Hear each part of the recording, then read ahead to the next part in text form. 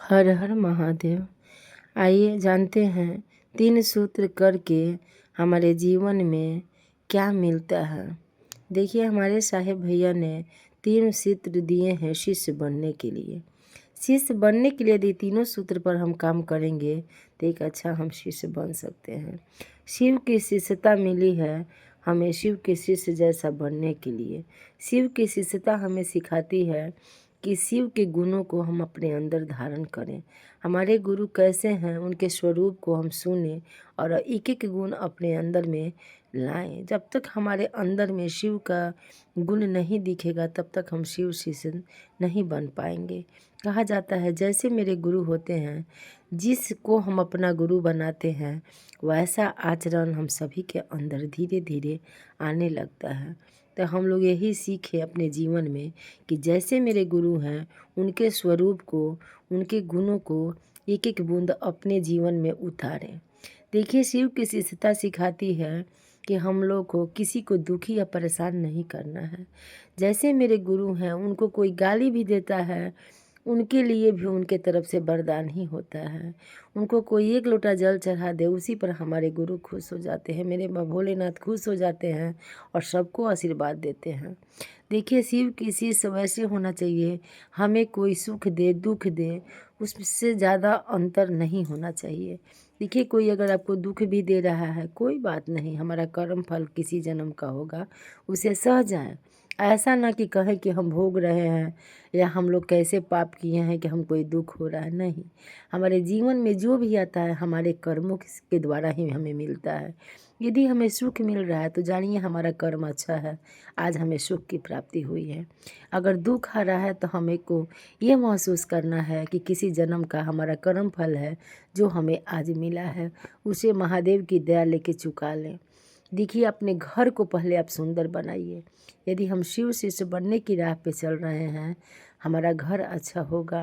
पहले तो गुरु का शिष्य बनने चले हैं तो गुरु के आचरण को याद करते हुए अपने जीवन में 3 सूत्र पर डे करें। अगर 3 सूत्र करने लगेंगे तो मेरा मन अच्छा होने लगेगा। देखिएगा, पहले जब गुरु को हम लोग याद कर लेते हैं और जब भी दूसरा सूत्र किसी भाई बंधु को बताते हैं तो मन बहुत अच्छा लगता है कि आज ने हमने गुरु का किसी से बात किया। बहुत अच्छा आपको अलग से मतलब ये चीज़ फीलिंग दिखेगी आपके अंदर कि आज हमने गुरु की बात किसी को कही है, गुरु के बारे में किसी को बताया है, आज मन अच्छा लग रहा है। जब हम गुरु को प्रणाम देते हैं उस समय भी मन बहुत अच्छा लगता है कि आज हम सुरक्षित हो गए, अपने गुरु को आज प्रणाम कर लिए 108 बार। तो आज मन में एक भाव आती है कि आज हमने तीनों सूत्र कर लिया, गुरु हमारे साथ है।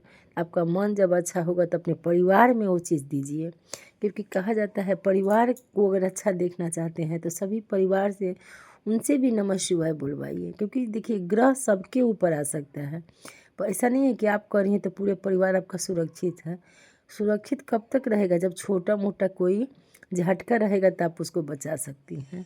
लेकिन हर प्राणी का, हर मनुष्य के, हर मानव के ऊपर उसका कर्म फल आता है। तो पूरे परिवार अगर सुरक्षित रहना रखना है तो सबको बोलिए कि आप लोग भी गुरु को याद करिए, नमः शिवाय, हे शिव गुरु दया करिए, नमः शिवाय।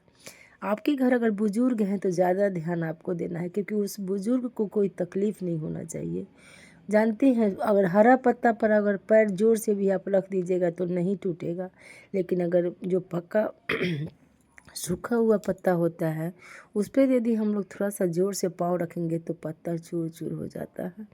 हमारे साहेब भैया बहुत सुंदर हम लोग को ज्ञान दिए हैं। सूखे पत्ता हो जाने पर आप सोच समझ के पाँव रखिएगा। उसी तरह आपके घर कोई भी बुजुर्ग है उनको सोच समझ के अपनी वाणी बोलिए। ऐसा नहीं कि उनको तोड़ के ऐसा बोल दे कि उनके मन में दुख लग जाए। क्योंकि देखिए, एक दिन वो भी हरा भरा पत्ता थे, उन्हीं के मतलब पोसने पालने और उन्हीं का लाड़ प्यार के कारण हम लोग इस धरती पे आए। तो हम लोग को उनको सुख ही देना है, दुख नहीं। क्योंकि अगर उनको 2 रोटी का अगर सुख नहीं मिलेगा, कितनों हम अच्छा शिष्य बनने चले हैं, हम पूर्ण शिष्य नहीं बन पाएंगे। हमारे माता पिता अगर खुश रहेंगे, हमारे सास ससुर जो हमारे घर में है अगर वो लोग खुश हैं, तभी हम लोग का कल्याण होगा, हम लोग अच्छे शिष्य बन पाएंगे। क्योंकि वो भी हमारा कर्मों में लिखाएगा क्योंकि वो हमारे परिवार का देखभाल करना हमारा जिम्मेवारी बनता है। जैसे बचपन में उन्होंने हम लोगों को पाला, आज हम लोग का कर्तव्य है वो लोग का देखभाल करने के लिए।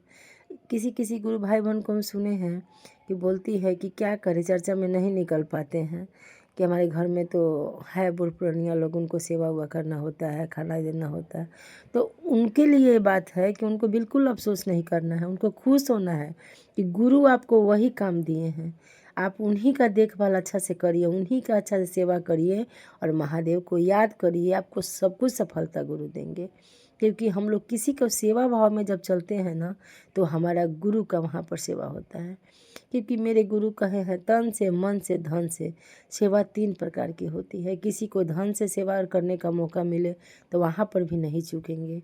किसी को मन से सेवा देना है, जैसे दूर है तो हम दूर से किसी के लिए दुआ कर देते हैं, तो मन से सेवा हुआ। तन से किसी को और सेवा करने का मौका मिल रहा है, क्योंकि सबका ये सौभाग्य नहीं मिलता है, तो उसमें हम अपने गुरु को देखेंगे। कहा जाता है जतो जीव ततो शिव, जितने मनुष्य हैं सारे हमारे शिव गुरु का ही अवतार है। सबके अंदर शिव है। अगर ये भाव जिस दिन हमारे मन में उतर जाएगी, हम सभी के मन में, तो हम लोग शिव शिष्य बनने की राह पे चल पड़ेंगे। क्योंकि हमारे शिव शिष्यता में सब कुछ बताया गया है। हमारे साहेब भैया सब कुछ बताए हैं कि अपने घर को घर रहने दीजिए, श्मशान मत बनाइए। अगर घर में किसी को तकलीफ़ हो रहा है आपके बाहर निकलने से, तो नहीं निकलिए, अपने घर में ही अपने परिवार का सेवा कीजिए। हमारे गुरु बोले हैं अपने घर को मंदिर बनाओ। मंदिर कैसे बनेगा? जिस दिन सब कोई गुरु को याद करने लगेगा, अपने मन रूपी मंदिर में सब गुरु को याद करेगा, उस दिन हमारा घर ही मंदिर हो जाएगा। क्योंकि जहाँ पे शिव शिष्यता रहती है ना, वहाँ मंदिर ही बन जाता है। तो हम लोग को ये सारे साहेब भैया का गाइडलाइन मिला है, हम लोग उसी राह पे चलें और अपने घर को खूब सुंदर से पहले बनाएं। घर के एक एक बच्चे को सिखाएं, क्योंकि कहा जाता है अगर हमारा घर अच्छा होगा तो हमारा अगल